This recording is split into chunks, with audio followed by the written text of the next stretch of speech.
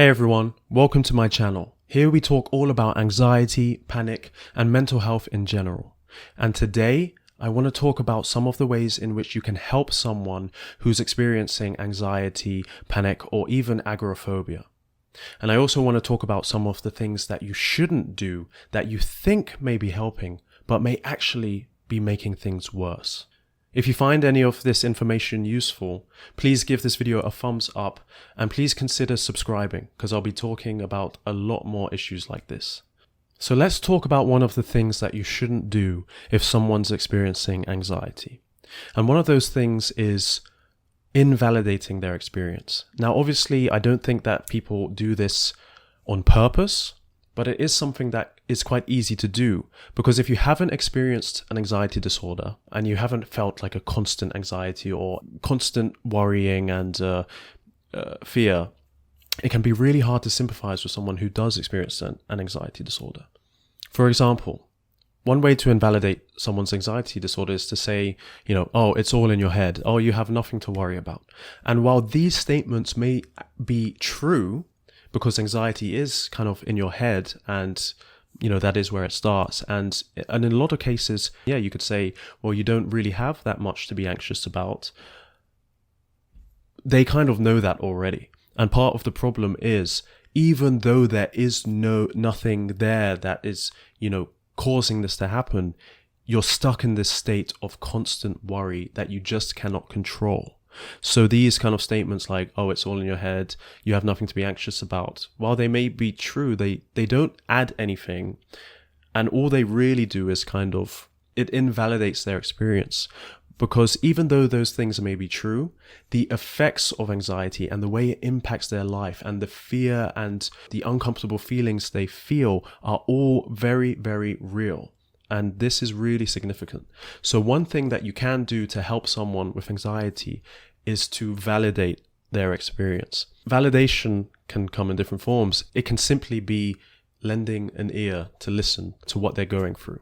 Or it can be acknowledging that while you may not understand their worries, so for example, people with anxiety's worries can be very irrational or may even seem ridiculous, but the effect of them is still real. So you may worry, one person may worry that if their partner is late home, they may have an obsessive worry that they've been in an accident, and their body reacts as if the person was in an accident, and they go into fight or flight and they're very terrified.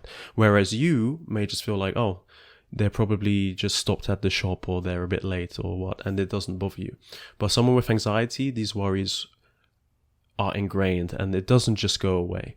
Everyone has anxiety, everyone experiences anxiety, but not everyone experiences it to a disordered level. And acknowledging that can be validating for someone. So now let's talk about something that you shouldn't do for someone with anxiety. Now, when you consider that validating their experience is an important thing, then that's great. Listen to them, hear what they have to say, try and understand what they're going through.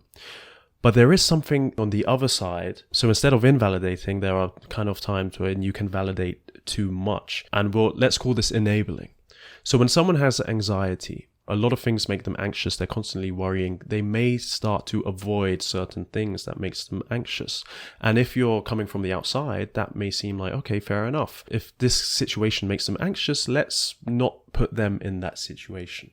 But unfortunately with anxiety, that's exactly what you need to do. They need to face the situation that makes them anxious. So in order to understand that, we need to talk a bit about how anxiety actually works. How does a normal level of anxiety turn into an anxiety disorder? And how does that then turn into panic attacks? And how does that turn into something like agoraphobia? Let's take an example of the supermarket example, which I think is a really good example. So let's say someone is having a stressful time in their life. They're feeling more anxious than usual. They're worrying a lot, and their body is starting to have the physical manifestations of stress and anxiety. So things like a racing heart, shortness of breath, just all those stress symptoms. Now, most people will experience this, right? And that's totally normal and expected, especially in a stressful time. But let's say someone's going to the supermarket, everything's okay, but they're feeling just very on edge, they're very anxious, and suddenly they feel like they can't breathe or their heart skips a beat and they begin to panic and they begin to feel very terrified and start hyperventilating. Essentially, their body is going into fight or flight. Now, if you've never experienced this before, it can be extremely terrifying, and it is extremely terrifying. Your body is essentially reacting as if you're about to die and doing all of these physical changes and symptoms in order to save yourself from a danger. The only problem is there is no real danger, so you start to think that these symptoms you're experiencing are the danger. So you begin to think, oh my God, I'm having a heart attack. Oh, I must be having a stroke. Your arms go numb, your fingers go tingly.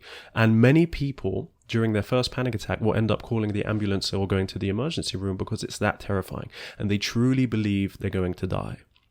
Anyone can experience a panic attack, but most people, if they go to the doctor or once they realize it's a panic attack, they'll feel relieved and they'll continue going about their day as if nothing happened. But when you have anxiety, or specifically, if you react to a panic attack in a certain way, it may progress towards becoming a panic disorder. So for example, if you're in the supermarket, you have a panic attack, maybe you go to the doctor and you get checked out and they say you're okay, but you have this thing in the back of your mind saying that no, they must have missed something, something serious must have happened. And the next time you think about going to the supermarket, your heart starts racing, you start feeling very terrified. You're like, oh my God, I don't want to go there because, I felt out of control. I didn't feel safe. What if I can't get help the next time? And then so each time you think about going to the supermarket or even try to go, you get those feelings, that anxiety rising again, because your body, it doesn't want to go back in that situation where it thought it was dying. So now you've associated the supermarket with being a dangerous place. And what happens is the person with anxiety stops going to the supermarket. They make up excuses. They do things like, oh, okay, I don't want to go. I feel too anxious. I'd rather stay at home. I'll order food online, things like that. And you can get away with that. And it feels like, okay, this is a way for me to reduce my anxiety. I just don't need to go to the supermarket. But what really happens is, you're confirming that anxiety. You're confirming to yourself that the supermarket is dangerous. What you really need to do is go to the supermarket, even if you're anxious or even if you panic, and allow that to happen and show yourself that you're not actually going to die. Now, with friends and family, it can be very easy for people who care about someone and see them suffering and panicking about going to the supermarket for them to say, hey, you don't have to do that. I'm going to go out of my way to make sure that you don't have to feel anxious because I care about you. And that's the problem. That is enabling anxiety, it's enabling panic, and that is what leads to things like agoraphobia. So even though it's in good intentions, that can be a really big problem. So this is something that is very important to learn if you know someone who's dealing with panic attacks or agoraphobia or something like that. You don't want to stop the situations that make them feel anxious or scared. You actually want to do those situations more so that they can prove to themselves that they can do it. Because what happens is with anxiety, so say you go back to that supermarket, your anxiety level will increase. Okay, and it's going to increase on a curve like this. It's going to reach the top and then it'll go down. But what happens is, for people that are so terrified, so agoraphobic, their anxiety level increases. It goes up, up, up, and they have a panic attack or they get so terrified and they escape the situation. They run away. They do anything to relieve the anxiety in that moment. Now, all that's done is say, okay, I survived. I was about to go to the supermarket. I went in there. I took one look around. It was such a big place. I panicked and I left. And that is what led me to survive. But that is a false belief that we've now created. And so basically you're training your body to be terrified of that situation. And what you should do is go to the supermarket, sit through the anxiety as much as you can until it levels off. Anxiety cannot keep going up, because what you do when you escape is you allow yourself to believe, if I didn't escape, that anxiety level would keep going up, up, up until I actually would die or panic, so much that something terrible would happen. I might lose control. And this is what you think is going to happen. But in reality, all that would happen is your anxiety would peak. All the symptoms would happen and you'd realize you're not dying, and it would go down again. And that situation you would lose the fear of that situation.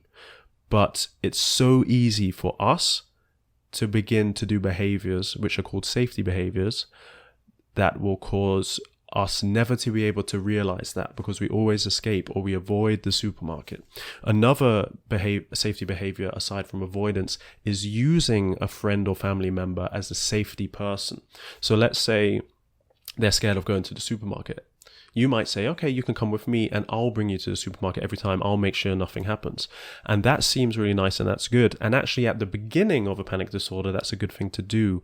You know, kind of like if you break your leg, you might need some crutches for a while.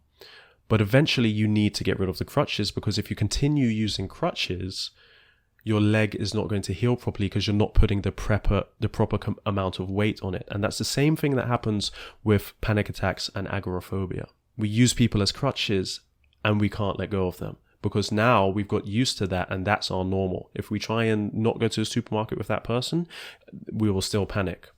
So here are kind of the steps. And let's take the supermarket example that you can do to help someone who maybe is agoraphobic or is experiencing panic. And this, number one, this is very important. You must never force someone to do something that makes them anxious. There's a difference between encouraging them to do it and supporting them in doing it and forcing them to do it, because that can just lead on the other side to making it worse as well. Just as much as avoiding it can, forcing someone to go into a horrifying situation because you think it's not so bad can actually be bad as well. It needs to be done in a controlled way. So for example, if someone is terrified to go to the supermarket alone, what you can do is say, okay, today, let's go to the supermarket. I'm going to encourage you to come with me. We'll drive there. Even if you can't step foot inside, let's just go. You do that. You see how far they can go. And then you don't push them too much, but you encourage. The next time, you say, okay, let's go again. Let's try this again. Let's go to the supermarket. But this time, let's both go inside and walk around.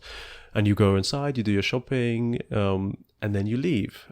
And you say, okay, look, that was actually okay. Nothing happened. The next time you say, okay, let's go together. I'll drive you. But how about you go in by yourself for 5 minutes and then I'll join you later. Give them some time to build that up, right? And you just keep doing this process. So next time you drive them, they go in completely by themselves.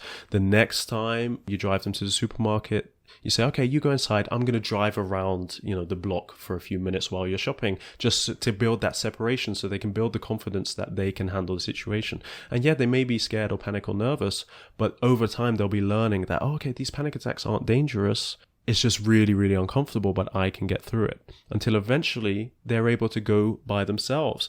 And these are the types of behaviors that we need to do for our friends and family who may be dealing with anxiety and panic. And with anxiety, it's the same on a smaller scale.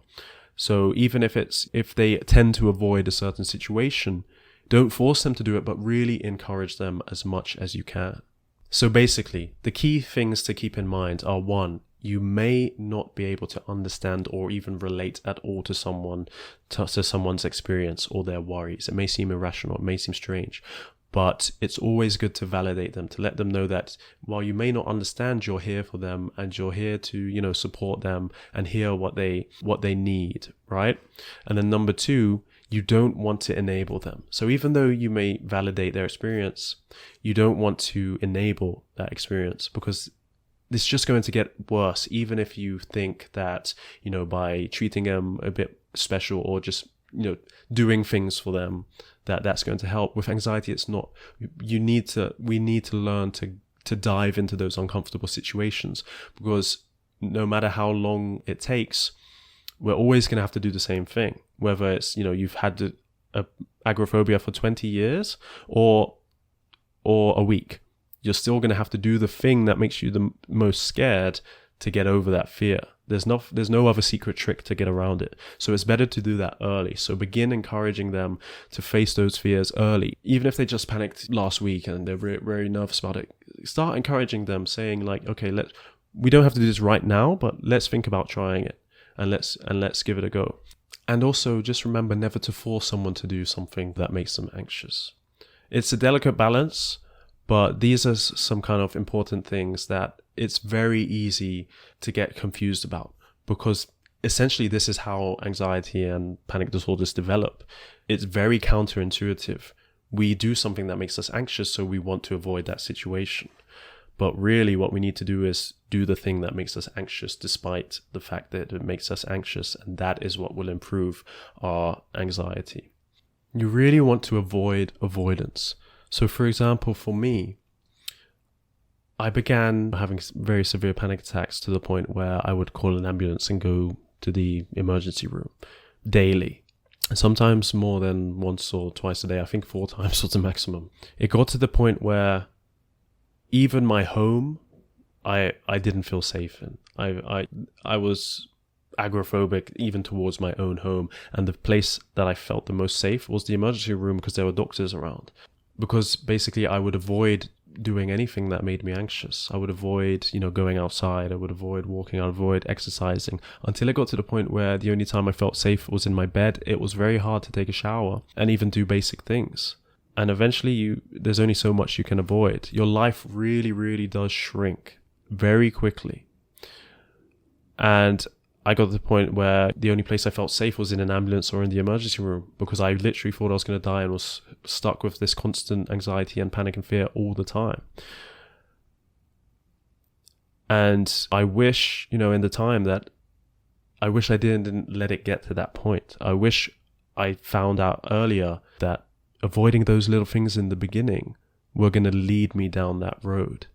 If you're close to someone who's dealing with something similar, identifying that early is just so important, because it's really hard to get out of. For me, I literally kind of lived in the hospital for a while. So instead of panicking and going to the hospital, after a while, I just realized I might as well just go there preemptively. And what I'd do is I'd wake up in the morning, but when my dad was going to work, he would drive me to the hospital and I'd sit there and kind of relax and things like that. But anyway, this is for another story. It's so important to encourage someone to avoid doing these types of safety behaviors. And the earlier that you can do that, if you start noticing someone who's dealing with this type of anxiety and seeing that it's beginning to limit their life, be that source of encouragement and support for them to do the things that make them anxious.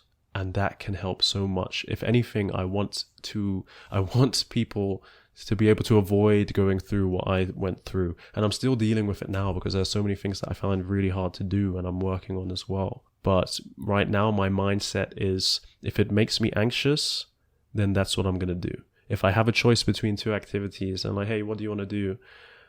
And I'm like, okay, this one's easy, let's do that. On this one, that's a bit, I'll feel a bit uncomfortable.